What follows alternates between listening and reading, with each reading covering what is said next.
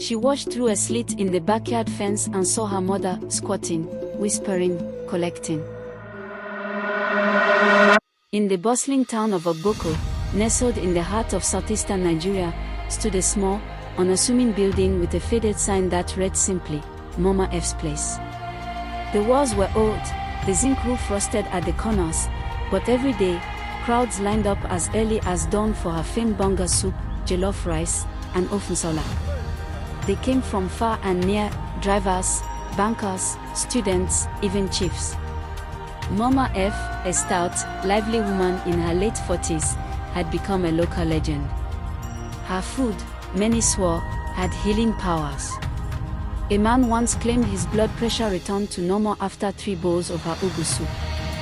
Another said his wife, who had been barren for years, conceived after eating her fried plantain and pepper sauce. Everyone simply said, there's something special about Mama F's cooking. But no one knew how right they were.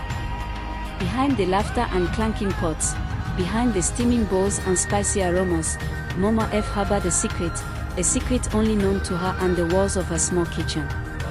Every morning, before the sun had fully risen, she would squat behind her zinc-shielded backyard and collect her own urine in a calabash.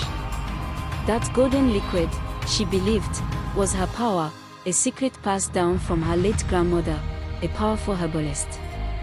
Urine is life, her grandmother had once told her. If you know how to use it, the world will kneel for you. And indeed, it had. For over 10 years, Mama F had mixed small quantities of her urine into her broths, her sauces, and even her marinades. She did it with reverence, whispering incantations passed down through the women of her line.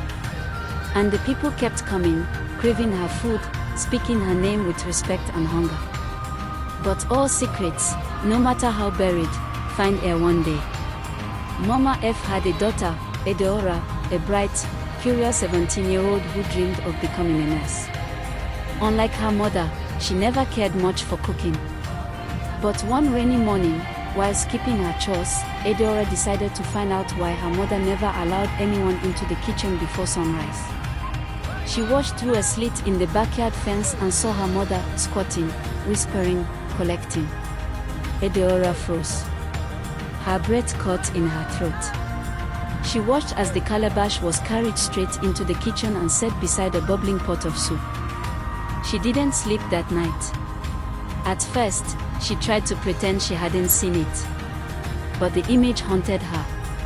The next day, she confronted her mother. Mama, what is in the calabash? Mama F's eyes flicked with something ancient and dangerous. Mind your mouth, Edeora. There are things you're too young to understand. But it's urine, Mama. Your urine. A long silence fell between them. Mama F dropped her spoon and Saturday, it is what gives us power. Our food is nothing without it. It's filth, Edeora screamed. You're feeding people urine. And that was the end of the silence. Edeora ran away that night to her aunt in ABA and told everything. The aunt, horrified, spread the tale. And as all African towns do, Ogboko erupted with gossip. Within days, local journalists picked up the story. Health officials stormed the restaurant. Pots were confiscated. Samples were taken. The test confirmed what Edeora had said. The restaurant was shut down. The townspeople wailed, not because they were disgusted, but because they could no longer eat that divine food that had made them feel alive. Some said the government was jealous. Others cursed Edeora for destroying a gift from the gods. But Mama F was never seen again.